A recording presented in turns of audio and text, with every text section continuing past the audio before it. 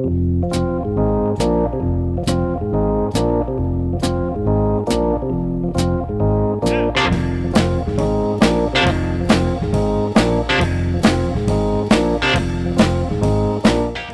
to the Two Blokes Chatting radio show on 94.7 The Pulse. Music, interviews, news, and, well, Two Blokes Chatting. Now, here are the two blokes. Rob Cameron, when you and I had our production meeting during the week, I said to you, I don't know whether to bring on a legendary radio announcer, one that might have worked with Dennis Scanlon in the past, for example, or maybe a TV presenter, that'd be good, or a drummer with one of Australia's leading bands, maybe even a men's health advocate. And you said, why don't you get me all of them? And we did. Please introduce our next guest.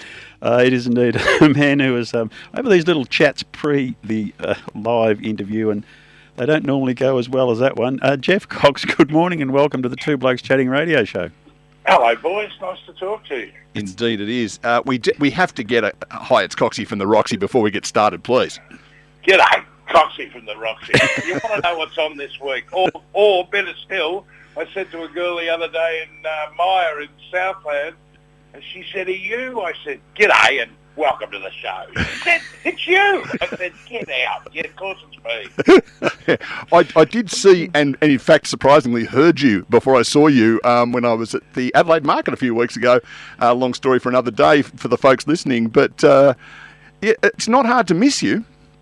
No, well, about 6'6" and about 120. It's not too easy to miss me, that's true. Yeah.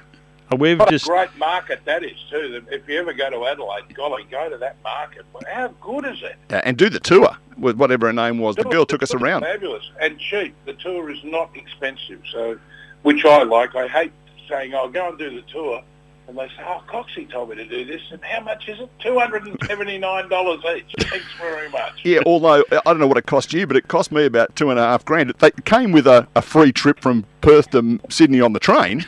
Yeah, well, that's true. Yeah. That's true. Yes. I still remember the train going from Wagga to Sydney on a bus. Yes, I remember it well.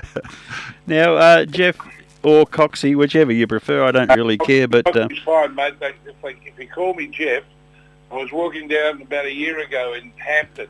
This guy goes, hey, Greg. Turned around and said, Greg! Didn't turn around and cut me. He said, you've changed, mate. He said, you used to say hello to everybody. And he said, now I go to talk to you and you won't even talk. I said, what'd you call me? He said, Greg. I said, yeah, it's Geoff. Anything else? I have a coat. I've been called Dipper, like you name it. Huey, you know, I answer to a lot of names there. Yeah, there's a man who's not very far away from me, Coxie, who gets called Rob, Rod, Ron, Dave, Jim. It's amazing. Yeah. It is embarrassing. What I was going to say was, in your long and illustrious life, and hopefully it continues for a much, much longer period of time, you have put together a fine body of work, and it's all different. So you've got sort of lots of different fan bases, I suppose, which helps your... if people can remember your name, it would help. But it's obviously been a lot of fun.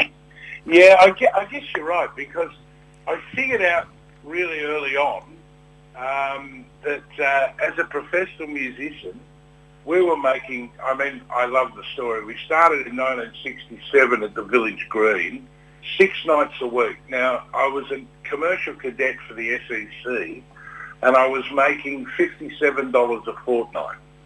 All of a sudden, I get 6 nights a week at the Village Green, 7 till 10. Like, I still could have done a day job, but no, I've got to be a professional musician. 7 till 10, 6 nights a week, $85 a week, and a bourbon and Coke over the bar in those days, which I always find interesting now, was 45, hello, the birds are at 45 cents, but we got them for 20 cents because we were in the band. Oh, that's all right. You didn't even get them for free. No, I had to pay, and then supper at 10 o'clock was $1, and that was usually chicken a la king. I used to call it chicken a la slop. But I remember driving a brand new Fairlane in 1967 and becoming one of the best 10-pin bowlers you'd ever seen, because my piano player mate and I went about 4 days a week and went 10-pin bowling. That's all we did. Then all of a sudden I got into sessions, and I thought, God, there's another side to this. And I'm walking through Armstrong's because I finished up playing on 29 gold albums, which is pretty good, Wow. which I'm very proud of, by the way. And I'm walking past the voiceover studios, and Ron Blaskett, not Ron Blaskett and Jerry G, but Ron Blaskett, the son, who was very high up at Clemenges in advertising, said, "Hey, Coxie, can you read?" I said, "What? Of course I can read." He said, "Come in here." And remembering that a session then was $23 for 3 hours for a recording session to play on an album and $30 for a commercial. You've got to get that first. So anyway, I go into the recording studio and I never forget it. And Blasco said, "Coxie, say Lilydale Cider." I went, "Lilydale Cider?" He said, No, mean it." I went, "Lilydale Cider. Just what we want. Come here."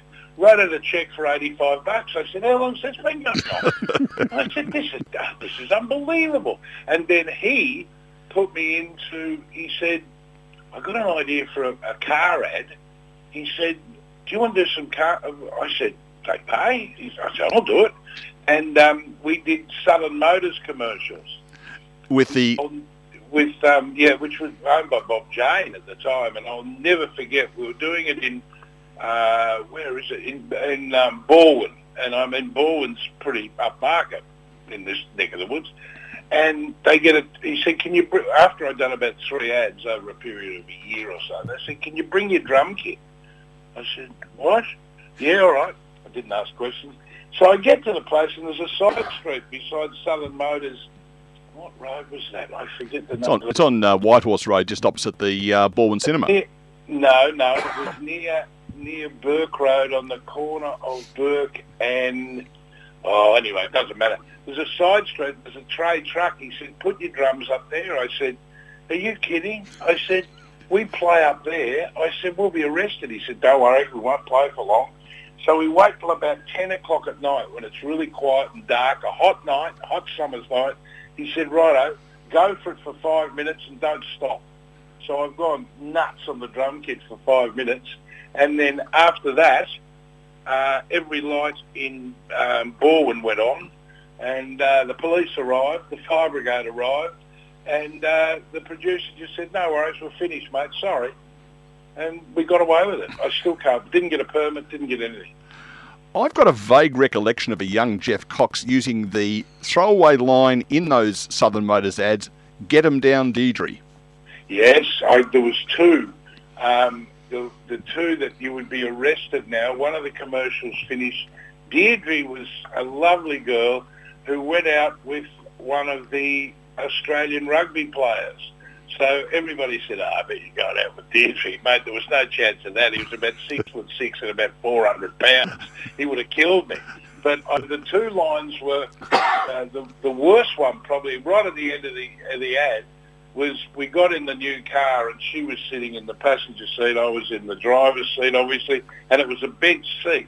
And I look across to her and say, "Get your body over here, Deirdre." Well, I mean, you say that sort of stuff there, you go to jail. I mean, and she's, the other one was, you'd be the marrying kind, wouldn't you, Coxie? And I said, "Not today, Deirdre." They were the two and everybody remembered them. Like, it's a bit like Wash Your Hands, Jeffrey. They all remember all those things. Absolutely. So the next leap was, because you played quite a bit with the Bootleg Family Band, is that right? Have I got... Yeah, with Caddy. Yeah, friend of the show. And he's doing a tour next. He's doing 6 gigs next year in February, and he rang me. I said, "No, mate, you'll never pay the money." I said, "Why?" I said, "I got a golf trip. I'm going away." He's finding a drummer as we speak, I think. Oh, we'll see. Rob's very, very good on the drums. Not. I'll put him in. Yeah.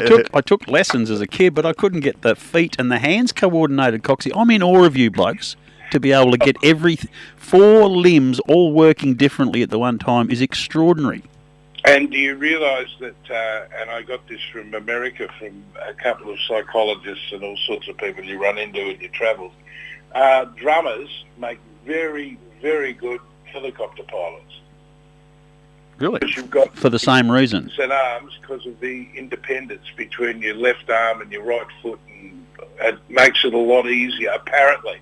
I have never flown a helicopter, no, don't intend to. But apparently, if I did, you're in an advantage to the normal Joe, so they tell me. Well, I found out something about drumming the other day, and you'll go, yeah, duh, because the only drum I've got any experience on is a 24, what is it, 200-gallon drum, but 44-gallon drum. But they call them kegs, I think, these days. But there is a left-hand drum kit and a right-hand drum kit, and yeah, I've gotten into so much trouble with that.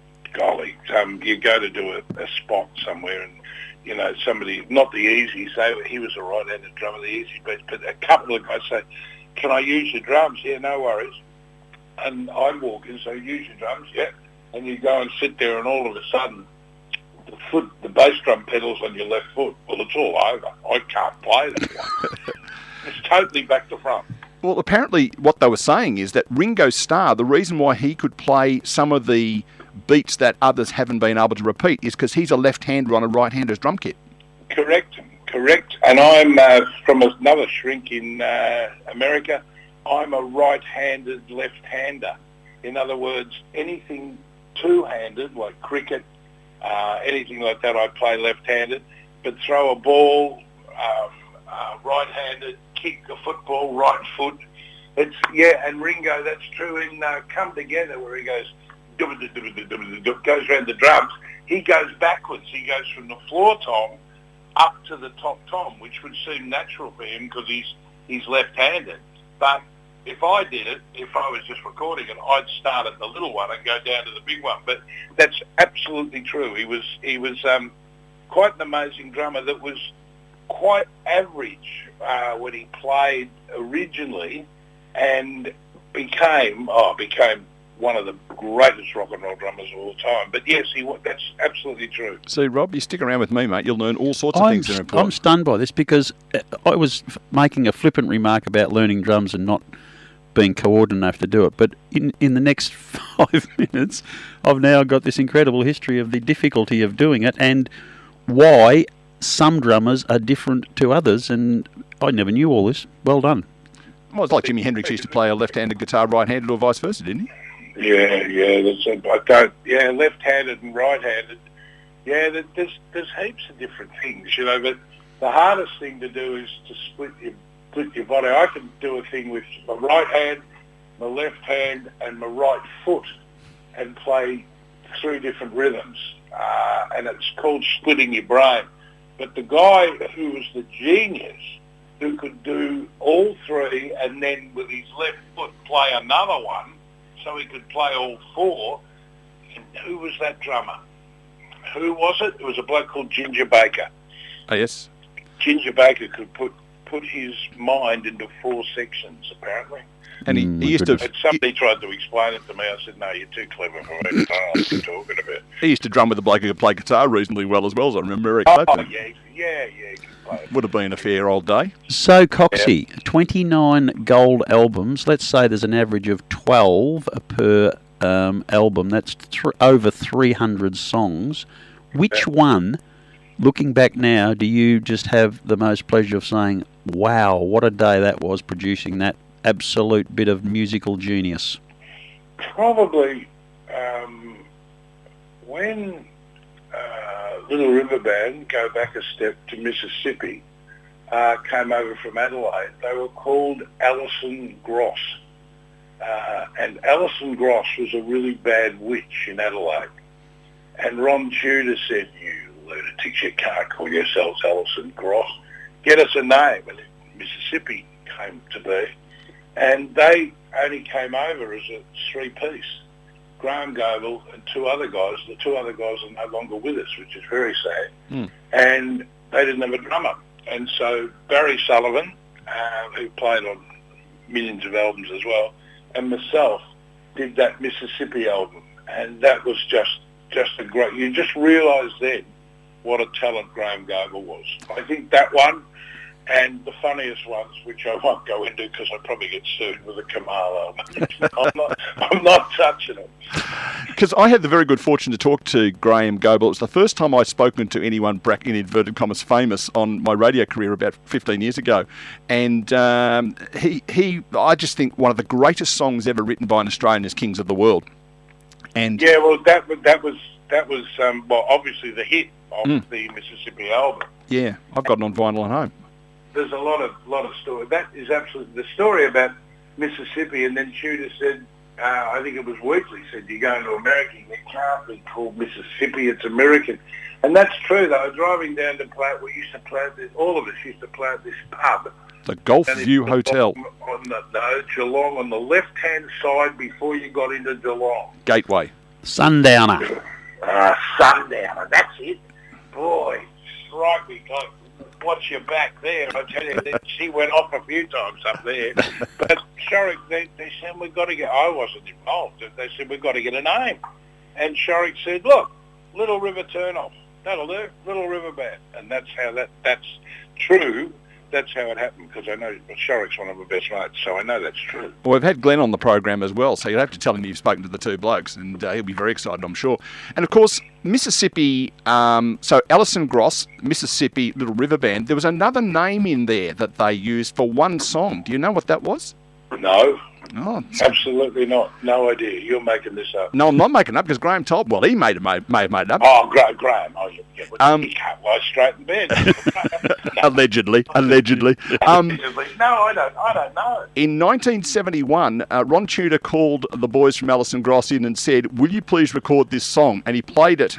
Back, it was in the radio band days, you know, when they were copying, or not copying, reinterpreting songs from overseas. Yep. And it was a song called Daddy Cool. And Graham said, we thought ourselves were reasonably serious musicians. There was no way in the world we were going to play that.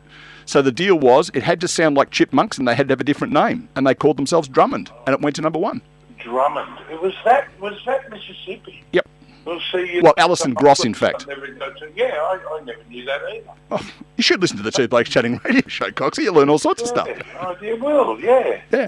I tell you what we are doing. We're going to talk about your radio career and your TV career and a little bit about men's health as well. And we're about 5 minutes away from ending the conversation. I think we're having another chat in the new year if you're up for it. Yeah, well, absolutely. But men's health, I just came out of hospital 2 days ago. Okay, hope all is well. Yeah, I had bowel cancer in 2008. Anyway, I had a colonoscopy, have one every couple of years, and they went in and, cutting a long story short, they found something. Oh. And we're going to give you another colonoscopy. We're going to go in and we're going to cut it out.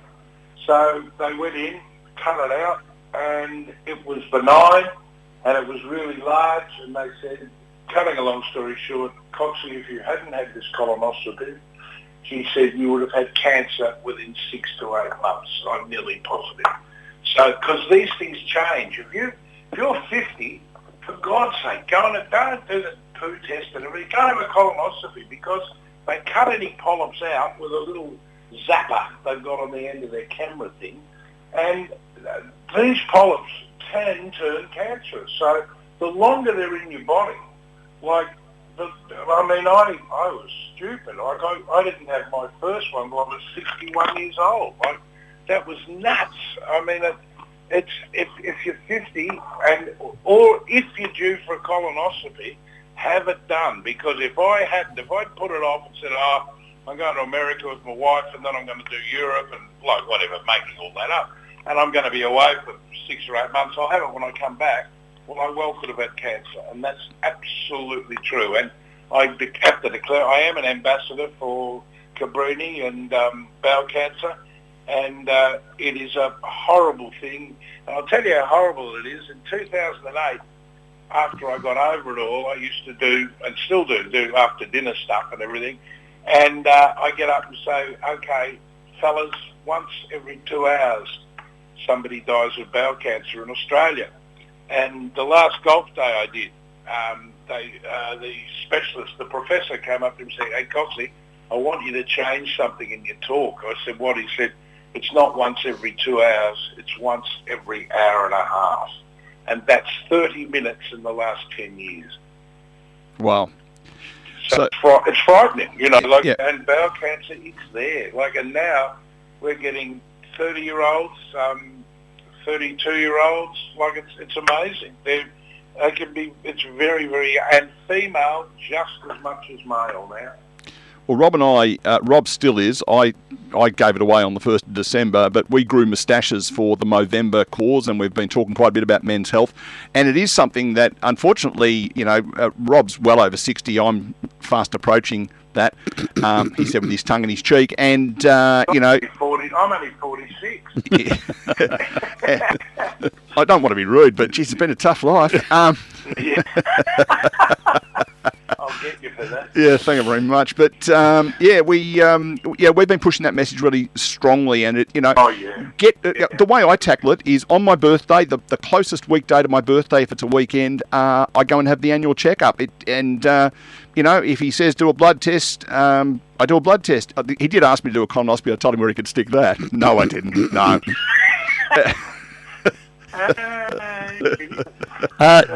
Coxie, the point you made about having the colonoscopy to be certain, and I agree, having horrible bowel cancer history. But another friend of the show, David Parkin, spoke to us. He had prostate issues. Yeah, I know David.